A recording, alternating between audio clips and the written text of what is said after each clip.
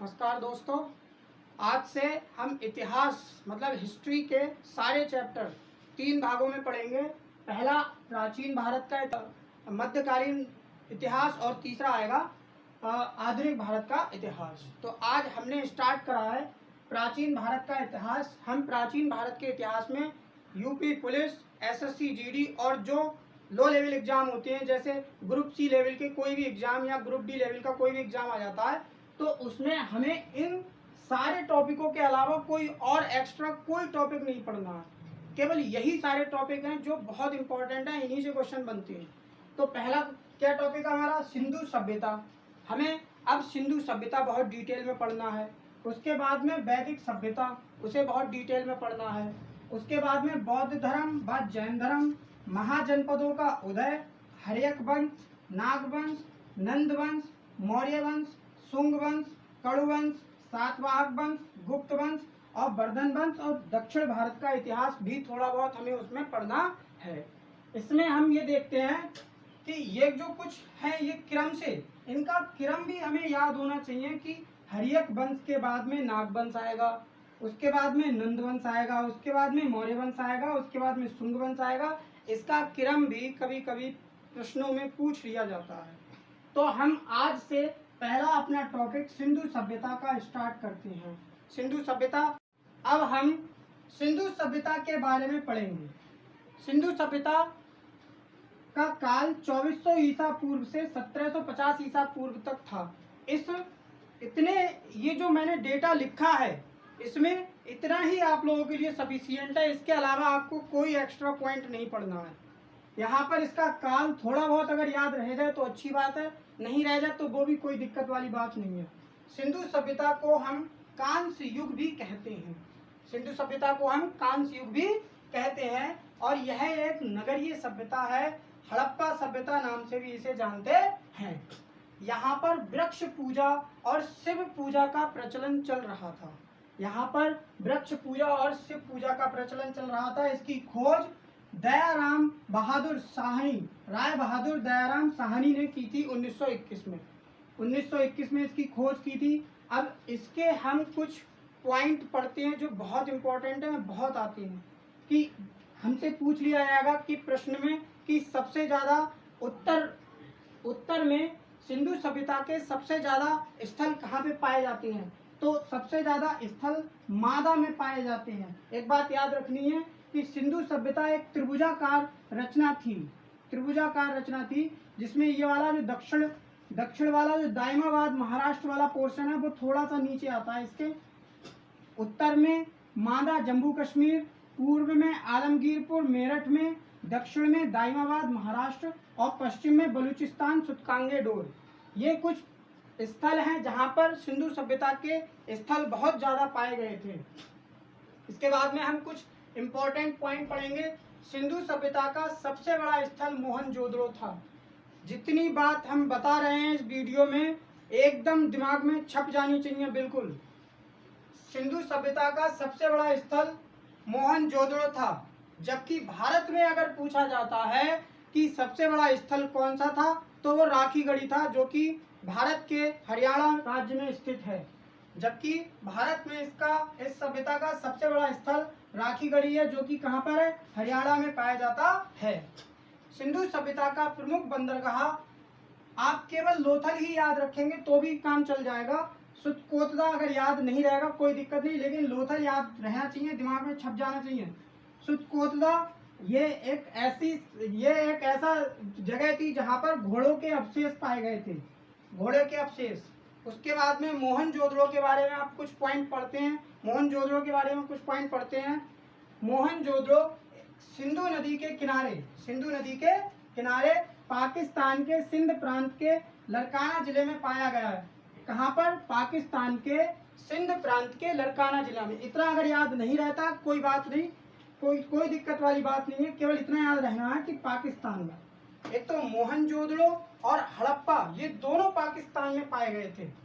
मोहनजोदड़ो जो इसकी खोज थी राखलदास बनर्जी ने 1922 ईस्वी में की थी। राखलदास बनर्जी ने 1922 ईस्वी में की थी। यहाँ पर एक स्नानागार पाया गया था, विशाल अन्नागार या धान्य कठोर पाया गया था, नर्तकी की कांस्य की मूर्ति पाई गई थी। यहाँ पर मोहनजोदड़ो को मृतकों का टीला भी कहा जाता है। मोहनजोदड़ो को मृतकों का टीला भी कहा जाता है। अगर हम कालीबंगन की बात करें तो कालीबंगन का अर्थ होता है काली चूड़ियां। जितने पॉइंट इसमें लिखे हुए हैं सारे पॉइंट याद हो जाने चाहिए बिल्कुल।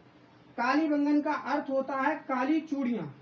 कालीबंगन में नक्काशीदार ईंटें पाई गई थी, जुते हुए खेतों के साक्ष्य यहीं से मिले थे। इसके बाद में अगर हम हड़प्पा की बात करते हैं तो हड़प्पा रावी नदी के किनारे पाकिस्तान के सिंध प्रांत के साहिवाल जिले में स्थित है। अगर आपको हड़प्पा जाना है तो आपको पहले पाकिस्तान जाना होगा, ठीक है, और अगर मोहनजोदड़ो जाना है तो भी आपको पाकिस्तान में ही जाना पड़ेगा। इसकी खोज राय बहादुर दयाराम साहनी ने 1921 में की थी और इसकी जो लिपि थी, अब इसके हम कुछ महत्वपूर्ण पॉइंट पढ़ लेते हैं। सिंधु सभ्यता के कुछ महत्वपूर्ण पॉइंट, जिसमें यह इसकी जो पद्धति थी वो एक ग्रीड पद्धति थी। एक ग्रीड पद्धति थी। इसकी लिपि जो थी वो भाव चित्रात्मक थी, जो कि दाएं से बाएं की ओर लिखी जाती थी। यहाँ पर रंगपुर और लोथल ये दो ऐसी जगह हैं जहाँ पर चावल के दानों के साक्ष्य मिले थे। मुख्य फसल यहाँ की गेहूं और जौ थी और मिठास में ये लोग शहद का इस्तेमाल करते थे। पर्दा प्रथा और वेश्यावृत्ति यहाँ पर प्रचलित थी और तौल की इकाई जो थी वो 16 के अनुपात में ली जाती थी। तौल की इकाई 16 के अनुपात में ली जाती थी। अगर घोड़े के अस्थि पंजर की बात करें तो सुरकोतदा, लोथल और कालीबंगन इन तीनों जगह घोड़ों के साक्ष्य मिलते हैं। और उसके बाद में अगर एक पॉइंट छूट जाता है हमारा, सिंधु सभ्यता में लोहे का आविष्कार नहीं हुआ था, मतलब कि यहाँ पर लोहा नहीं पाया गया था। लोहे का कोई साक्ष्य यहाँ पर नहीं मिलता है। हमारा जितना हमने ये बता दिया इस वीडियो में, सिंधु सभ्यता से हटके और कोई प्रश्न जो लेवल के एग्जाम जिसमें हमने बताए थे आपको, उनसे कोई भी प्रश्न नहीं हटेगा। एक बात और याद रखनी है, मोहनजोदड़ो में जो मृतक होते थे उनको जला दिया जाता था। जैसे कि आज हिंदू धर्म में प्रचलित है कि यहाँ पर जला दिया जाता था और हड़प्पा में उनको दफना दिया जाता था। ये कुछ यहाँ पर ये दो बातें और याद रखनी है मोहनजोदड़ो और हड़प्पा के बारे में। बाकी तुम्हें आपको कुछ याद नहीं रखना है इसमें, ठीक है। अब हम वैदिक सभ्यता पढ़ेंगे। वैदिक सभ्यता एक ग्रामीण सभ्यता थी। वैदिक सभ्यता क्या थी? एक ग्रामीण सभ्यता थी। और सिंधु सभ्यता क्या थी? एक शहरी सभ्यता अर्थात नगरीय सभ्यता थी। तो हमें उन दोनों को कोरिलेट करके पढ़ना है। अब ये जो वैदिक सभ्यता है वो दो भागों में बांटी गई है, एक तो ऋग्वैदिक काल और एक उत्तर वैदिक काल। जहाँ पर ऋग्वैदिक काल जो है उसका कार्यकाल जो है वो 1500 ईस्वी से 1000 ईसा पूर्व तक, 1500 ईसा पूर्व से 1000 ईसा पूर्व, और उत्तर वैदिक काल जो है वो 1000 ईसा पूर्व से 600 ईसा पूर्व तक का है। अब अगर हम वैदिक सभ्यता की बात करें तो वैदिक सभ्यता का नाम वैदिक सभ्यता इसलिए पड़ा क्योंकि यहाँ पर आर्यों का निवास आया था। मतलब यहाँ पर आर्य आए थे। आर्य का अर्थ होता है ज्ञान। आर्य का अर्थ होता है ज्ञान। ये पॉइंट भी आपको याद रखना है। आर्यों का अर्थ क्या होता है? ज्ञान। मतलब अगर बहुत से अलग अलग इतिहासकर्ता थे, उन्होंने आर्यों के बारे में अपना अपना अलग अलग मत रखा। जहाँ पर एक मैक्स मूलर नाम के इतिहासकार थे, उन्होंने बताया, ये वाला पॉइंट दिमाग में छप जाना चाहिए, मैक्स मूलर के द्वारा आर्य मध्य एशिया से आए थे। आर्य जो थे वो मध्य एशिया से आए थे। वैदिक सभ्यता की जो भाषा थी, अगर भाषा की बात करते हैं, वैदिक सभ्यता की भाषा की बात करते हैं तो वैदिक सभ्यता की भाषा संस्कृत भाषा थी। और यहाँ पर मुख्य व्यवसाय पशुपालन और कृषि था, जबकि वहाँ पर मुख्य व्यवसाय क्या था? कृषि था केवल, ठीक है। और यहाँ पर इनका जो समाज होता है वो पितृ प्रधान होता था। इसका समाज जो था वो पितृ प्रधान था। और अगर वहीं सिंधु सभ्यता की बात करें तो वहाँ पर जो मातृ सत्तात्मक प्रथा चलती थी। यहाँ पर पितृ सत्तात्मक का मतलब हो गया कि पिता का शासन चलना, और मातृ सत्तात्मक का मतलब हो गया माता का शासन चलना। आगे यहाँ पर बाल विवाह और पर्दा प्रथा जो था वो नहीं होती थी, ये जो प्रथा थी वो नहीं प्रचलित थी, लेकिन सिंधु सभ्यता में वेश्यावृत्ति और ये सभी चलती थी, लेकिन इसमें ये सब कुछ नहीं चलती थी। यहाँ पर इनका जो प्रिय पेय पदार्थ था वो सोमरस था, सोमरस, और इनका प्रिय पशु जो था वो घोड़ा था, और देवता इंद्र इनके प्रिय देवता थे। यहाँ पर जो स्त्रियां थी वो यज्ञ कार्यों में सम्मिलित होती थी। स्त्रियां जो स्त्रियां होती थी वो यज्ञ कार्यों में सम्मिलित होती थी, और अविवाहित जो महिलाएं हैं आज के समय में जिन्हें विधवा कहा जाता है, और उस समय पर अविवाहित महिलाओं को अमाजू कहा जाता था। आगे देखते हैं, यहाँ पर उपनिषदों की संख्या 108 होती है, ऐसी दिमाग में याद हो जाना चाहिए बिल्कुल। महापुराणों की संख्या 18 होती है। लोहा को यहाँ पर श्याम ऐस कहा जाता था, लोहा को क्या कहा जाता था, श्याम ऐस, और तावा को यहाँ पर लोहित ऐस कहा जाता था। ये बात याद रखनी है, यहाँ पर लोहे मतलब लोहा आ रहा है तो ये मत समझ लेना लोहा को लोहित ऐस, यहाँ पर बहुत कंफ्यूजन होता है। तो तांबा को लोहित अयस्क और लोहा को श्याम अयस्क कहा जाता था।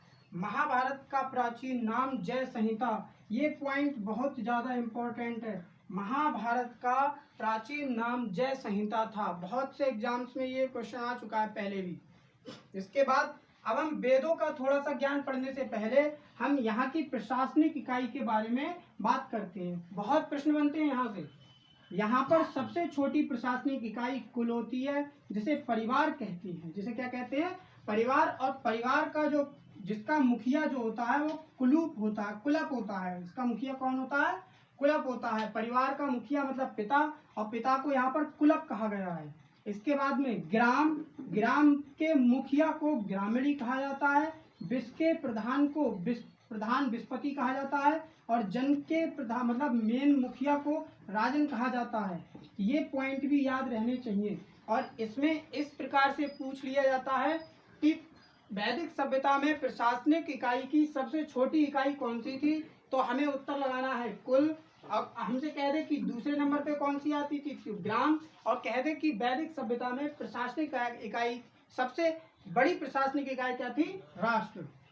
जिस प्रकार से हमारा भारत बटा हुआ है, भारत के राज्य हैं, राज्य के जिला हैं, तो ऐसे ही वैदिक सभ्यता में ये बटे हुए होते थे। पहले राष्ट्र पूरा, फिर उसके बाद में जन, फिर विश्व, ग्राम, कुल। तो कुल, ग्राम, विश्व, जन, राष्ट्र, कुल, ग्राम, विश्व, जन, राष्ट्र, ये याद हो जाना चाहिए एक सीरीज में, कुल, ग्राम, विश्व, जन, राष्ट्र। इस तरीके से यहाँ पर बाजपति जो होते थे वो गोचर भूमि का अधिकारी होता था। बाजपति कौन होते थे, गोचर भूमि का अधिकारी होते थे। और अधिकारी को रत्नी कहा जाता था, अधिकारी को क्या कहा जाता था, रत्नी कहा जाता था।